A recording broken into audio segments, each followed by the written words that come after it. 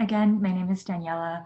Um, it was partially described in the Instagram post that was made about my talk, but I want to kind of lay out what I will be talking about today because Kelly mentioned that I'm an illustrator and an architectural designer, and also that I went to Barnard. So all of these things are going to be involved in what I have to share. But very broadly, I want to talk about the transition from being a student at Barnard and getting all of this kind of academic preparation to moving into the world of professional design and leveraging the skills that I gained at Barnard to best position me for the kinds of jobs that I want. And obviously, all of this information in my mind is really fresh because I just went through it. But I'm hoping that that positions me in a good place to be able to share my story in a way that is helpful and relevant to people who might currently be in that position, where you might be looking for jobs and internships in a world that definitely looks extremely different than how it did a year ago when I was in the process of doing this. But I've done this several times, and I really hope that it's something that can be of value regardless of the situation and how it evolves. And additionally to like all of the professional design talk, I would also like to share my thoughts on having a personal creative practice that you pursue along your professional interests, because I think that people who go into the world of professional design often come from a really passionate place of having done things for a long time that they were not being paid for, or that they did exclusively out of like a personal interest that was motivated by like really pure, wonderful factors. But then as soon as you're able to start monetizing it, I think that there should still be a component of you that is experimenting and pursuing things that you're not really beholden to anyone to present or to assess. So all of that is going to be what I'm covering. I want to give a little bit more background just so that you have more context on where I'm coming from and why I got into architecture. So I decided to study architectural design before I got to Barnard. I had a really good idea of what I wanted to be doing.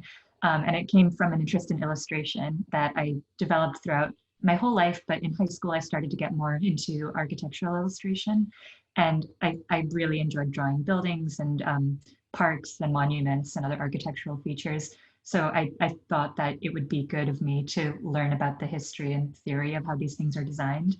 And I found that at Barnard, it was a really great place to do that because it allows you to study architecture in combination with a lot of other interesting interrelated disciplines. But while I was at Barnard, I also was an illustrator at Spec. So I would illustrate opinion pieces and long form articles for the eye. And that was a really great way for me to have weekly regular illustration assignments that I would be doing alone, but also as part of a team. So I would get to work with writers and editors. And it was really fulfilling to get to feel like I was part of a larger system that I could still lend my own skill set to. Like I mentioned, I graduated in May of 2019. And basically right after graduating, I moved back to Seattle, which is where I'm from. And I started looking for jobs within the world of architecture. And it took about a month and a half from when I started to look for jobs to when I got my first position.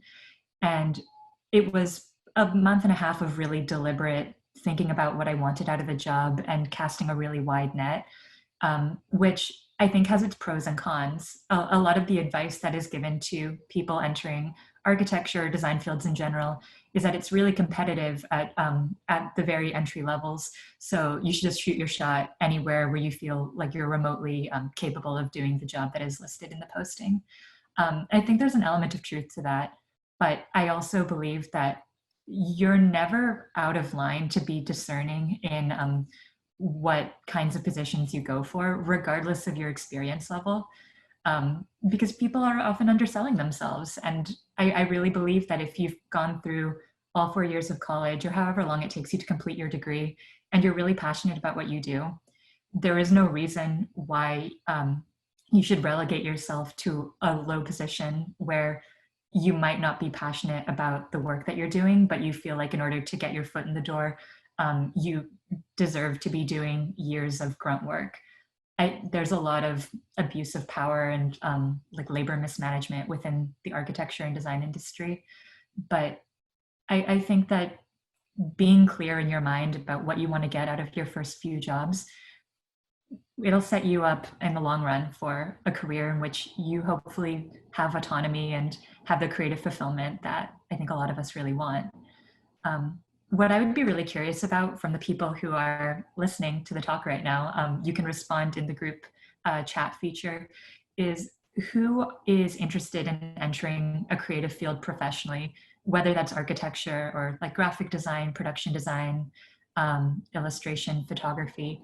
If that's something that you'd be interested in and you'd like to share it, I would really like to know. I'm very curious.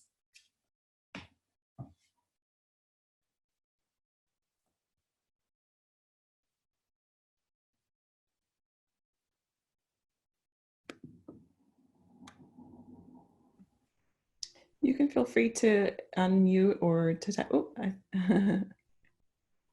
I see a couple people. Cool. Yes, design, photography, architecture. That's really great to hear. I love to hear that people at Barnard are like interested in pursuing design in general, whether it's professionally or as like a personal passion project. Because I only got to use the design center for 1 year because it opened when I was a senior, but I got so much out of it, and it was such a great place to learn how to use different machines and join like a broader community of designers. Like people were always making clothes in there, and I never thought about fashion design as something that was happening at Barnard, but I really, really love to see it. Um, okay, I will be asking questions like throughout the course of the talk, and if you feel comfortable in sharing, I would love to see what you're saying on the chat feature, because then it might remind me of something that I can hopefully share that will be useful and relevant. Okay, so I mentioned that it took me about a month and a half to find my first position, which was at a small residential architecture firm here in Seattle. And I was really excited to just get a job offer because I was getting antsy, and I was kind of freaked out that if I didn't take anything that was offered to me, it might never happen again, and I would be silly for passing up any opportunity.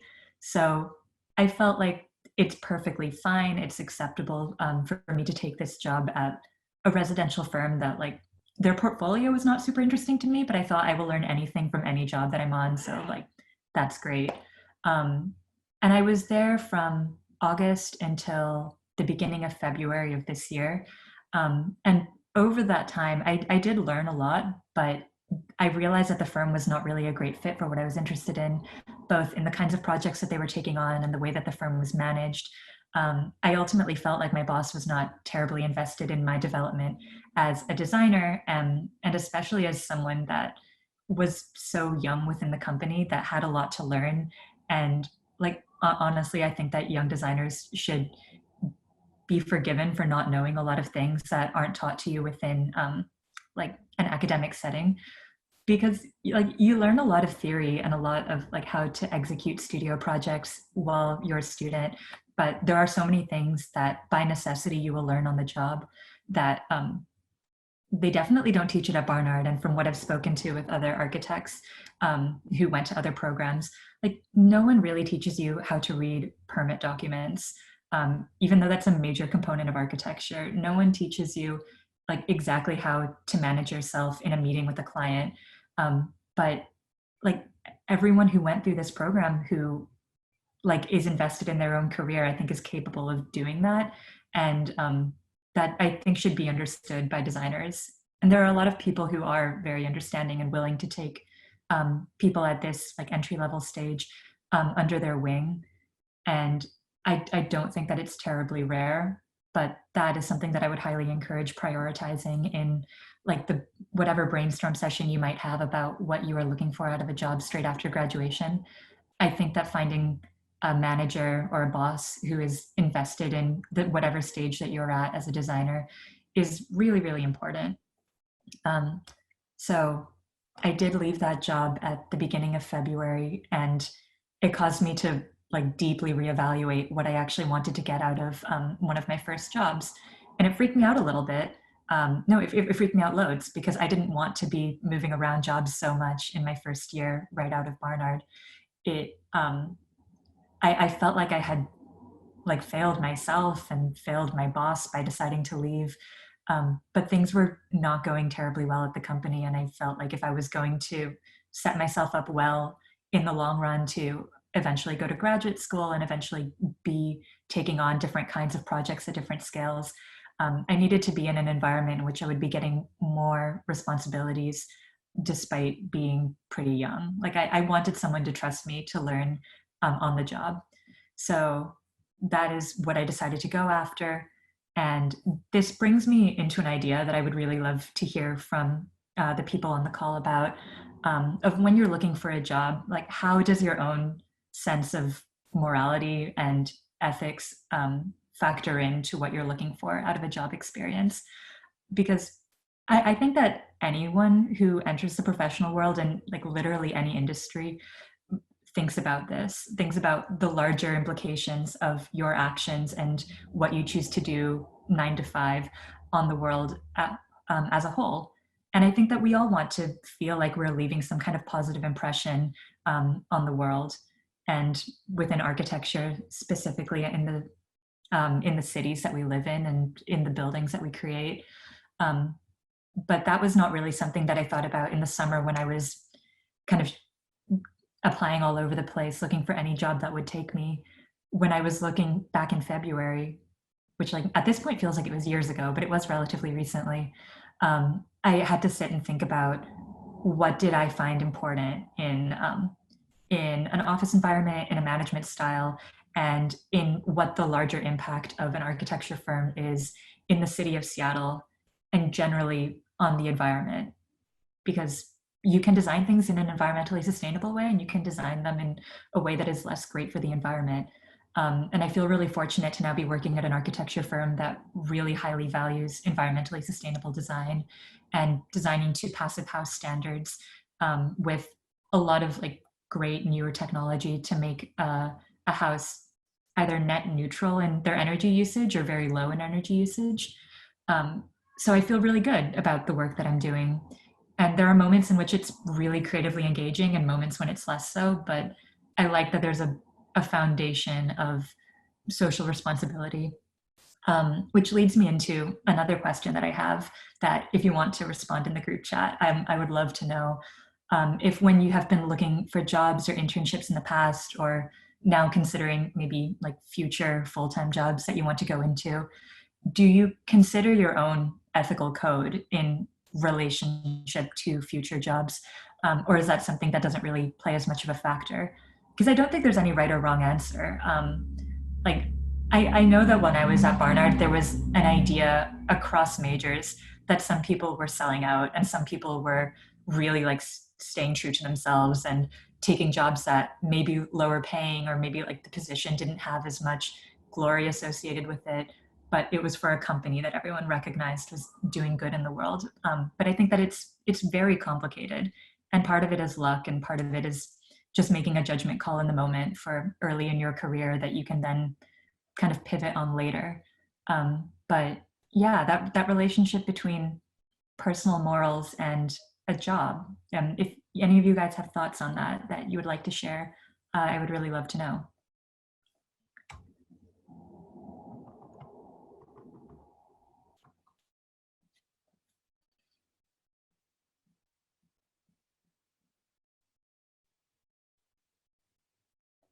Oh, so you read a self-help book that in like your early 20s or right after college, you just try things on the job, learn everything, and then yeah, after that you dip.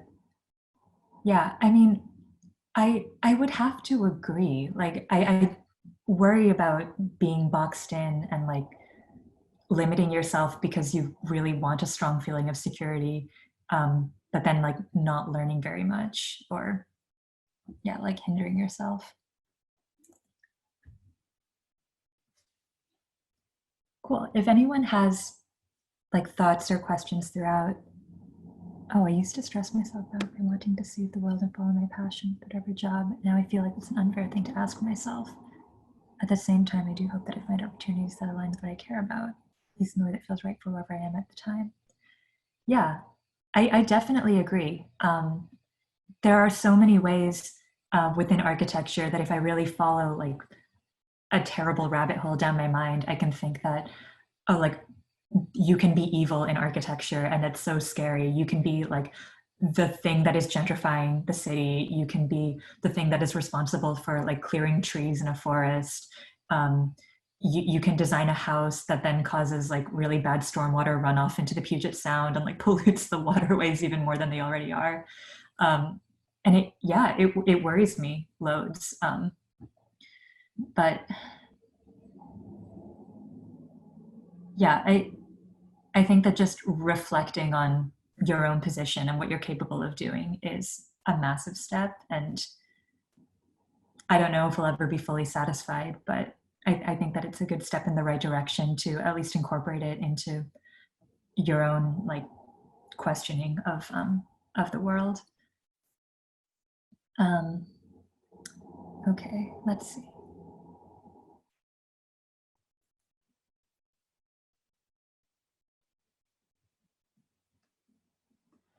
Um, yeah, a lot of designers that I know got into their professional line of work, whether it's graphic design, photography, architecture, from a really personal place, uh, where they would do things as children that might not look exactly like what they do now, but it started from like a really great seed of just being curious about the world and wanting to represent it or add to it in a way that they find beautiful or meaningful.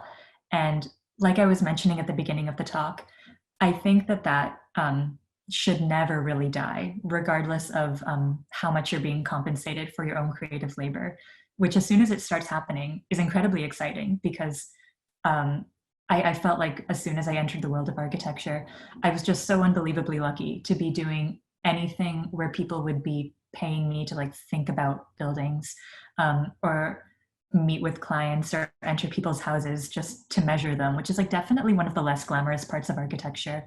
Um, I I just wanted to be in that world so badly that like I was kind of selling myself short and everything else. And for a while, like my personal creative practices were falling by the wayside because I just wanted to work as hard as I could in my professional 9 to 5 job without really thinking about the fact that it was the love of illustration and appreciation of buildings on an aesthetic level that got me into architecture in the first place.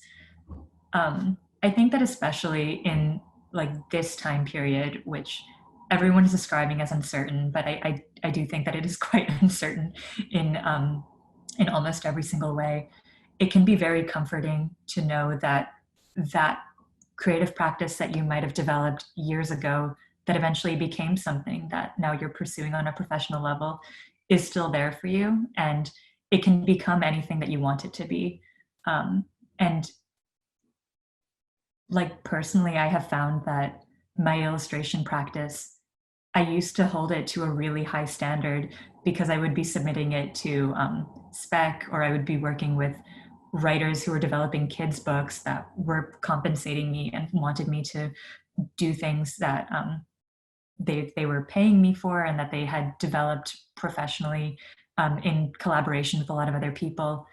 Um, at this point, it's just me making really bizarre drawings of things that I would never usually focus on, or writing postcards to my friends, or making zines that like truly nobody needs to see. But I like the fact that we can do it now because of all of this extra time that we have in combination with the jobs that we're pursuing now from home. Um, Additionally, I know that most of the people on the call are students, and you might be looking for full-time jobs right now. You might be looking for internships, and the timeline for how you're going to be going after that, um, like now might look very different to how you envisioned it for yourself, regardless of how much you studied and how well you were situating yourself to go after your dream position right after college. And I really, really feel like that is such a challenging pill to swallow. And I'm nervous every day about the state of architecture and design. I feel like we are so like susceptible to the whims of like economic collapse. But I also have been comforting myself by knowing that like your personal creative practices are always going to be there for you, and we'll make sure that these weeks or months or however long this lasts will never be lost time, regardless of what professionally this moment looks like for you. Being able to do things with your hands or just like exploring ideas in your head um, can really be valuable because you're getting all of this time to do it when no one is really forcing you to do anything particular about it. Um, I would like to know in the group chat if you guys would be so nice to respond if you feel comfortable. Um, are there any hobbies or practices that you are doing right now that feel really rejuvenating or that have been helpful to do during work from home or quarantine that have been bringing you comfort in any way?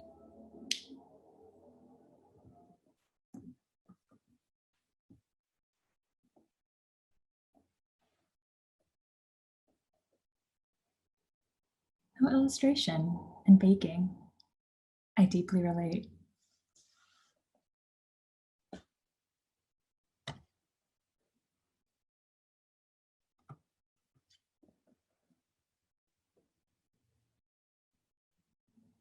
Yeah, it's nice to see people like really leaning into hobbies that they've had for a long time and maybe exploring them in different ways or just doing things that they never expected of themselves or have been putting off for a long time, but now have decided to really like get into full force. Um, I personally find it very relaxing. And one thing that I've found that is kind of at the intersection between my work that got me interested in architecture and ways to feel connected now that we're in isolation is writing postcards. Um, I love snail mail. I think that it can be a lot of fun to send and receive mail, especially because most communication is digital now. But what I have done, I mostly did this before it was a little bit too risky to enter like print shops and um, yes. I'll, I'll I'll mention this and then, yeah, I definitely want to talk more about the professional world and kind of how that's changed. Yeah, I made a lot of prints of illustrations that I've done in the past, and I made them into postcards. So now I've been sending them to all of my friends around the country that are quarantining in different cities, writing on one side and having an illustration on the other side. So I had been doing that for a while, and then a couple of friends of mine asked me if I would be willing to sell these to them, which I found really bizarre because even though I have sold prints of my illustrations in the past, I was not doing this to make any money. I was really getting a lot out of just writing my thoughts in isolation on paper and then sending them to my friends and seeing what they would respond.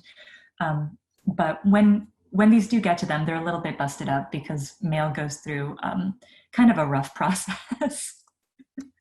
um, but a lot of people have been telling me that they would like prints of these, that I can send them in envelopes. And I do not personally really need the money that they would be spending on these, but I've decided that by mailing these, I'll be donating money to um, Direct Relief and a food bank here in Seattle to help with coronavirus relief efforts. So that's been really wonderful and fulfilling. And later on, I can show you illustrations that are on these postcards. And if anyone happens to be interested in them, I can send them to you as a postcard, or you can definitely purchase them and you know that they're going to, or that the money is going to coronavirus relief efforts. And maybe spruce up your work from home studio with a fun illustration. You never know. Okay. I would love to hear more about what you do at your job and what you love/hate about it. I can definitely go more into that. The firm that I work at here in Seattle is called VELOCIPEDE Architects, It is named after, I believe it's like the first version of a bicycle that was ever developed, with the one with the really big front wheel and little tiny back wheel. And my boss named it that because he is a big bike enthusiast and loves the idea of like a human powered, fully sustainable machine that propels people forward. Um, that's also in line with the firm being really environmentally sustainable and about using like materials that are friendly for the earth and building in ways that are minimally invasive on the planet. So the majority of what we do is residential. I work in single family residential, so like detached individual houses, multifamily, which for us is mostly townhouse developments of between like 3 and 7 townhouses at a go. We don't do like big, massive apartment towers.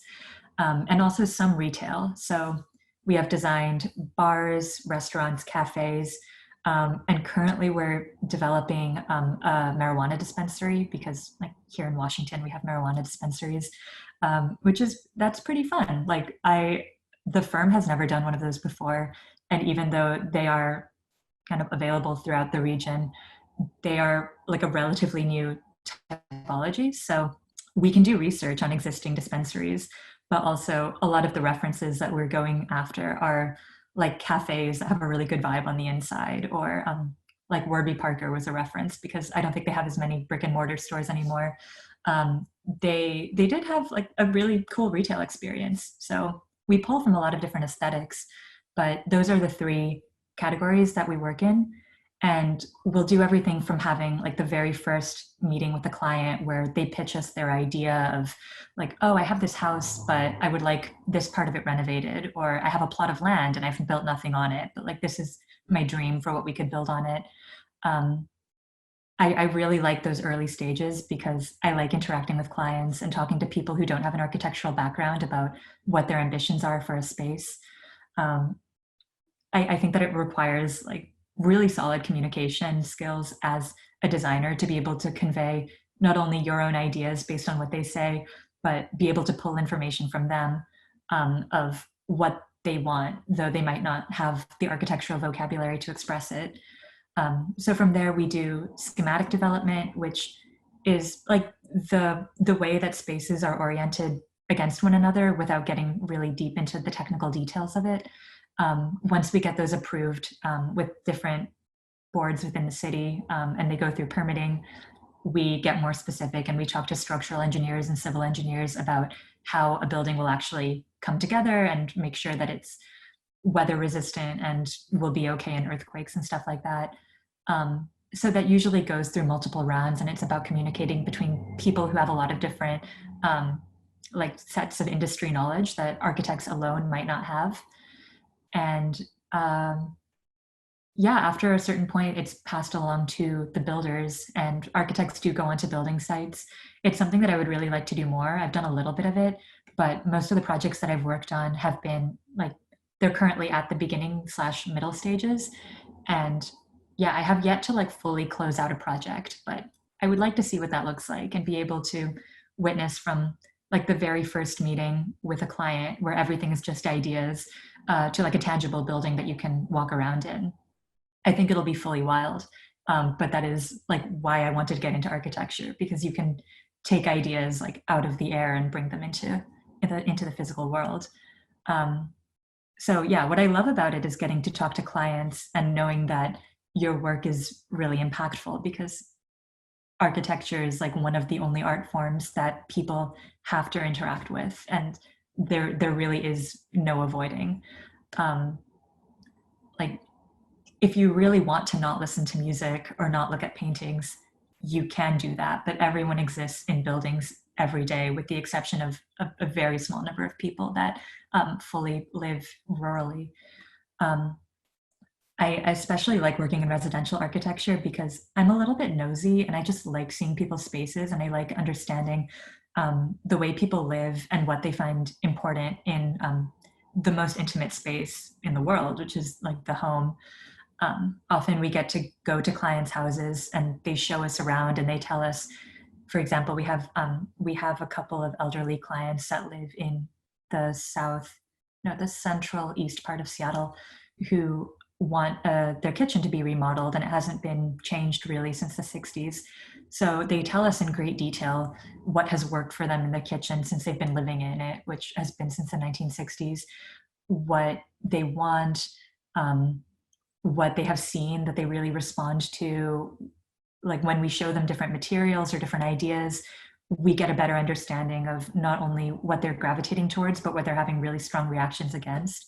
And I like learning about that because it's something that I didn't really get in studio classes, where you're always kind of designing towards an ideal client who will just accept like any bizarre design that you present to them, which is really fun. And like, it's a great chance to be experimental in your approach, and definitely to practice your skill set in like Rhino and AutoCAD and all the different Adobe programs. But as soon as you're talking to a real person that will be living in the spaces that you are helping design, I think that it brings it like truly all into focus. Um, I also like early design stages where, at least at the firms that I've worked at, we do a lot of designing by hand before moving into AutoCAD and getting like hyper specific with the dimensions and ways that spaces are um, relating to one another. I still find it very cool and novel that I get to do like any kind of by hand design work. Um, so yeah, that, I mean, the things that I hate about architecture are just the parts that I like, because I have not really had much experience in them, find a little bit boring, which is reading permits, because it's a lot of legal work that is basically laying out the rules of what you're allowed to do and what you're not allowed to do. But really, what is the most relevant is like, oh, I want to design a 4-story building, but you're only allowed like 2.5 stories in this particular zone within Seattle. And like, you don't really know why that's the case, but that is just the rule that you have to adhere to. So permits are maybe the thing that I like the least. um, I'm curious to hear more about moving away from NYC post-grad. What inspired that for you? Was it career related? Oh, yes. Well, I moved in June and I graduated in May. I had spent a couple of weeks just traveling on my own for a little bit, but I decided to leave New York when I was in like spring of my senior year because I like didn't have any job offers, and I felt kind of worried about staying in the city without having like a concrete plan for an office that I was going to go into every day, or at least people that I was going to work with, because I had been within like the very set structure of the university for 4 years. So I think I was doubting my ability to like really feel comfortable in New York without having somewhere to be every day that I was like responsible for. And I also really missed Seattle. I don't know, like people from, often I will talk to people from the West Coast who live in New York City who like really feel a longing for the space that you can get on the West Coast. And the, this is such a generalization, but like the relationship to nature that exists in a lot of the West Coast, just because of like it's more of a car culture, and there seems to be a stronger connection between cities and like parks and things like that. But it's like definitely a big thing in Seattle and in Western Washington in general. And I just super missed like being able to go to the mountains on weekends, and also being to my family. I had lived like very far away from them for the past 4 years. So I wanted to be close to them. I do not live with them, though currently I am quarantining with them, and they live in a house about 15 minutes away from where I live. So it's incredibly convenient. It is what I imagined all of my Barnard friends who were from the tri-state area got to experience by like having family that lived in New Jersey that they could go to on weekends for dinner, but like ultimately living in New York City. Um, so that was part of it. I also knew that architecture as an industry could kind of be practiced anywhere, which I loved. I knew that I didn't have to stay in New York as my only option for where I could study, or where I could practice architecture at the level that I wanted to. Um, and I also know that for residential, which is what I'm doing now, the world of residential architecture in New York City looks very different to Seattle, because out here, there are a lot of detached single family homes throughout the city. And there are definitely much fewer in New York. And I really like working on single family homes. But I mean, that does mean that I'm not working in apartments, which is like a whole different set of experiences that I would like to have at some point. But yeah, a lot of different factors. I am feeling though that within the next year or two, I would like to go to graduate school, which would probably entail a move outside of Seattle. So that might be in the future. But for now, I'm really happy to be here. How did you find moving to the West Coast from going to school in New York City? Can you talk about jobs outside New York, especially in a place that is culturally different like Seattle? Well, I have never worked at an architecture firm in New York City, so I'm not entirely sure if my frame of reference would be fair to like the experience of a young designer in New York versus one in Seattle. But from my friends that are working professionally as architects in New York, it seems like they get to work on really exciting projects and also experience long hours that are the norm throughout the industry. But I I mean, occasionally I work long hours, but it might be the firms that I work at, and it might be generally that office culture in Seattle is a little bit less extreme than New York. But I generally find that I get home at a really reasonable hour, and that I am not asked to work on weekends, which like it feels wild when you're not a student and your weekends are fully your own. But I really appreciate that. Um, I am also from Seattle, so I felt like by living in New York, I was like operating at a slower pace and was like a little bit more relaxed about my professional life than a lot of people that I met out in New York. So maybe I feel more comfortable out here because like generally the pace that everything is going is like reflective of where I'm at internally. But I found the transition generally pretty easy, and I didn't start like deeply missing New York until the beginning of 2020. And it's challenging now because I don't know when the next time I'll be able to return is, but I feel like having the experience of working as an architect in Seattle and really enjoying it has only made me want to try it in a lot of other places because I think that there's still a lot that I could learn in New York. And also working at firms at different sizes, because I don't know if I mentioned, but the first firm that I worked at was only 4 people, and the firm that I'm working at now is 3 people. So most of the experiences that I have professionally are in these like little tiny micro offices that have a remarkable amount of horsepower for like the size. They can execute projects that, to me, as someone with like not a lot of experience, thinks are very impressive. But I once interned at Gensler, which like if you guys are familiar with architecture, Gensler is a really, really big architecture firm. And they have offices in a lot of major cities throughout the US and around the world. The one in Seattle has, I think at this point, over 100 people. And they work with clients like Microsoft and Amazon and T-Mobile and like the Seattle Mariners. So what you're able to accomplish impacts like tons of people. And I don't think that there's an inherent like larger degree of value to working on a project that is like a stadium or an office park complex versus someone's individual house. I kind of love the amount of personalization that you can have in someone's house because you can really design to like individual quirks that that a person has. But I would love to work on projects that are like at the big civic monumental scale, like libraries or university buildings. So that's definitely something that I could do in Seattle. I could do it probably in any city that has architecture firms that are willing to hire people. But for the time being, I'm here and trying to absorb as much as I can from like the little niches of architecture that I have access to through my firm.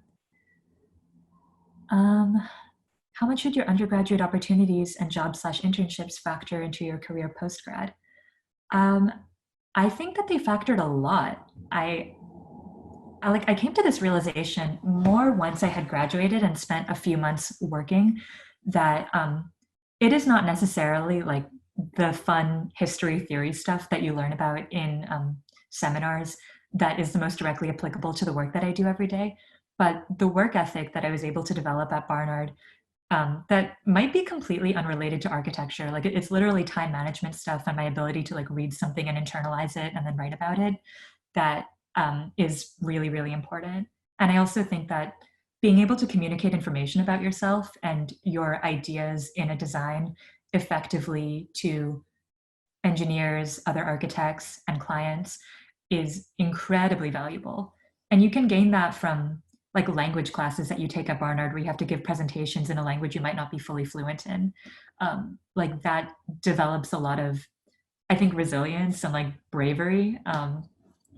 And I have found that very, very useful. In terms of professional opportunities that I had while I was at Barnard, I had that internship at Gensler, which I think really helped because I was super fortunate to get it. And it's something that on my portfolio and in my resume, um, like it's like a switch that like clicks in people's heads when they read it because it looks very legit, even though I truly think that like the work that I do at my tiny little firms that I have worked at post-grad is just like infinitely more engaging than the work that I was able to do at Gensler.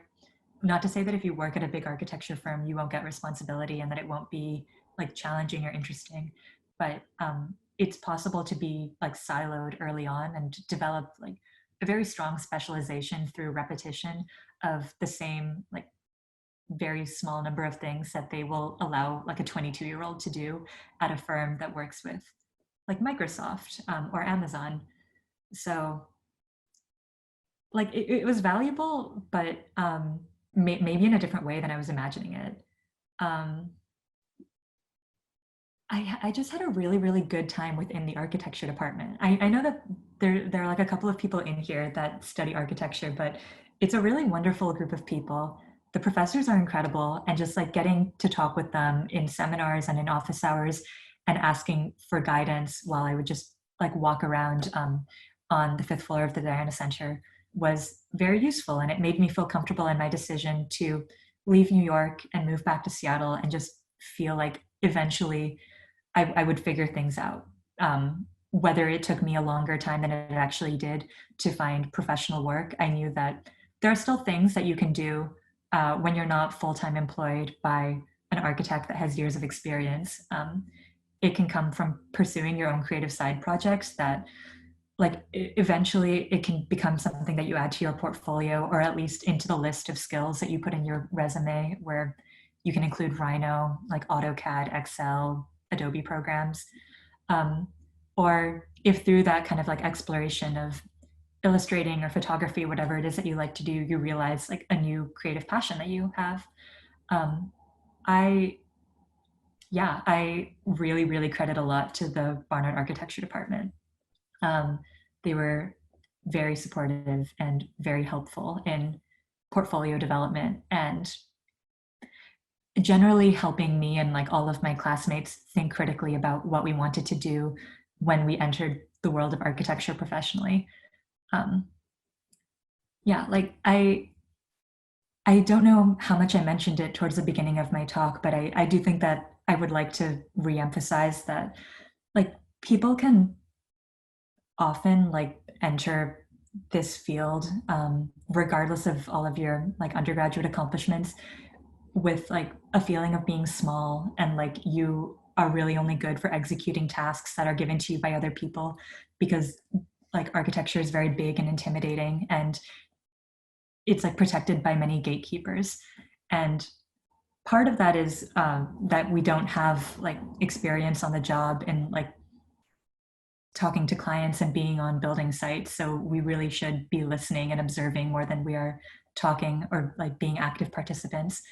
But I do think that it's important to acknowledge the inherent value that everyone has, obviously, regardless of whether or not they are they're looking for a job and putting themselves in the really vulnerable position of being assessed based on an interview and your resume and your portfolio.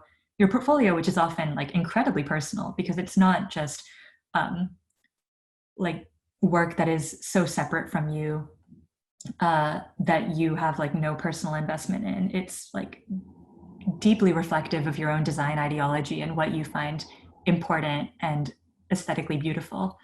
Um, yeah, everyone has a lot of value and a lot that they can bring to the table. And I don't think that being rejected from a job is like any indicator of your quality as a designer. It's a competitive field in general, but I I think that mentally being able to check in with yourself and know that you have so much to bring and your life will like hopefully be very long and full of opportunities, not only that people give to you, but that you create for yourself through the cultivation of a lot of practices outside of just the one that you are trying to pursue professionally. It's an important thing to think about. So Yeah, I really cannot stress that enough. I think that it was kind of in my head while I was a student because I got to take a lot of great seminars and lectures that made me think about the relationship between design and the built environment and economic factors, race, history, society, politics. But then as soon as you're experiencing it within the professional world, it really brings it into like stark relief, truly what the capabilities of good design can actually be. So we have about 10 minutes left. So if anybody wants to, you can unmute at this point and, ask a question, or you can continue to type questions in the chat. But yeah, just wanted to give you guys a little heads up. I'm gonna look through my notes that I have on my monitor to see if there was anything that I missed.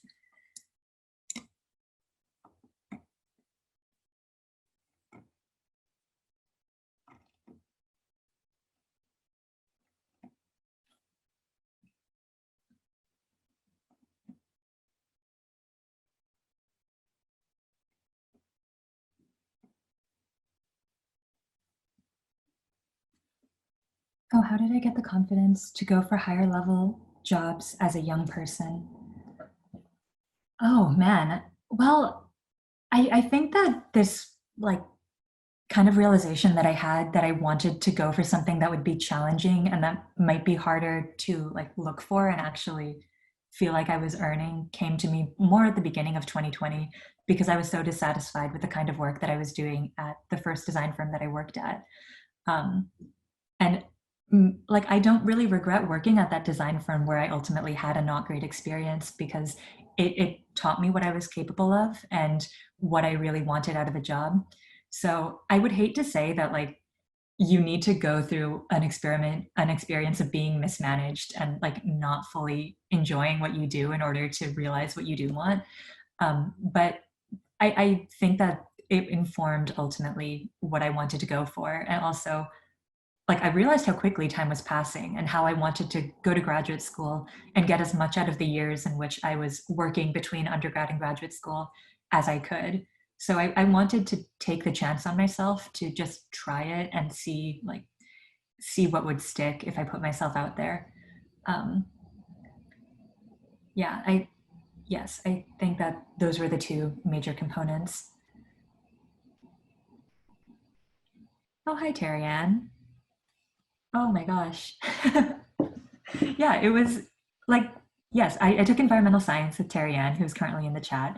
And taking it was such a wonderful part of my education as a designer because one of the great things about getting to study at Barnard is combining, I, it's combining disciplines and ideas from people across majors and across intellectual pursuits that will eventually inform the thing that you're trying to do for the rest of your life, or at least right after graduation, because it's not like things can't change. But yeah, I love studying environmental science. Literally it does come into play with the work that I do now, because just the other day I had to do some research into glass for windows that are visible to birds so that they don't fly into so that they don't fly into houses. And immediately I was like, oh yeah, no, it's so important that birds remain an active and vital part of the ecosystem here in Seattle. So Great. how is it working at an architecture firm without a professional architecture degree? Does it impact the hiring process? There are some job postings that will say specifically that they want to hire people with a Master's of Architecture or a Bachelor of Architecture, which is the 5-year professional program that is available at some universities, but isn't what Barnard and Columbia does. And there are kind of pros and cons to doing a 4-year program like the one that I did. But I think that ultimately, if you read the job description and you feel like you can execute all of the tasks that are described and have you can check off the list of things that they want in terms of someone who knows AutoCAD and Excel and all the different programs, there is no reason why you shouldn't apply to them, because you can do a lot of what a licensed architect can do, or an architect with a professional degree can do as a younger person with a non-professional degree. And there are some jobs where I think they might start cutting people out because of like a really, really high volume of applicants. But in my experience, it has factored in minimally, because ultimately what they're trying to figure out is how well can you do the task that we described, not necessarily like, did you get the kind of degree that we're looking for? Generally, if you've really gone after architecture, not only within the classroom, but also through extracurricular pursuits or things that you would do in like non-semester hours, like what am I talking about? Like the summer. If you do like research or any kind of study abroad or internships, I think that that really helps. And like I was mentioning earlier, ultimately it is about the way that you talk about your work. You're able to discuss things on your resume, your skill set, what you've been able to learn in your classes and in your interactions with your professors. And more importantly than anything, like how you are able to talk about your own work. Because what I think that I knew at some point in like somewhere in my head, but maybe not as like deeply as I understand now, is that so much of architecture is just about communicating ideas between different people, and like being able to verbally communicate, also being able to write really good emails and make sure that your point gets across, but verbally communicate design ideas from a really high like conceptual level down to the details is how you're going to show yourself through your own actions in an interview, whether it's on the phone or over Zoom or in person or on FaceTime. People just want to know that you can intelligently talk about the built world. So I was able to do that with the BA, and a lot of my friends are in like wonderful, really fulfilling positions that most of them are in architecture, but a lot of them entered different fields, whether it's like fine arts, the world of galleries, like events, publications. And what I like about the BA in architecture is that you get a lot of transferable skills. You might not get the nuts and bolts of like civil engineering that you might get at a 5-year program, but like I truly believe that that is all stuff that you can pick up on the job. So the softer skills of like communicating effectively, that is what I have found to be the most important. And that's what I've been told by hiring managers and my bosses, was like the reason that I have gotten every job within design that I have, is because I can talk about my portfolio. So yeah, I think that like really understanding your own work, being able to pull like what is useful from what you did to like what the firm actually wants, being able to identify all of that is important.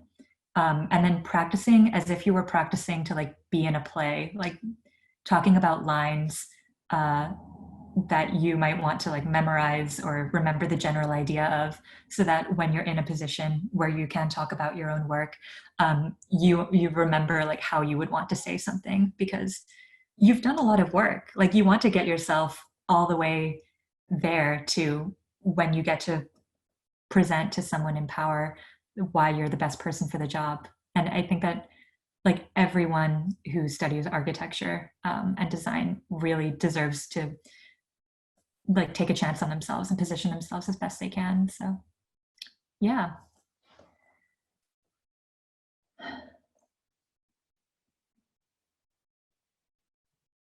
Those were some really great questions. It was so wonderful to think about.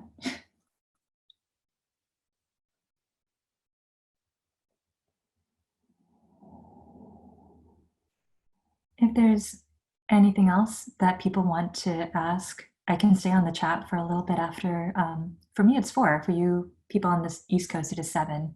But yeah, otherwise, this was really wonderful. I'm glad that I got to talk about entering the professional world with about 10 to 12 months of reflection that I'm working through in my head, and about the importance of having a personal creative practice, which I encourage everyone to maintain, because it's hard now. It's hard to feel productive and to feel creative, but I still think that it's really worthwhile to try to do.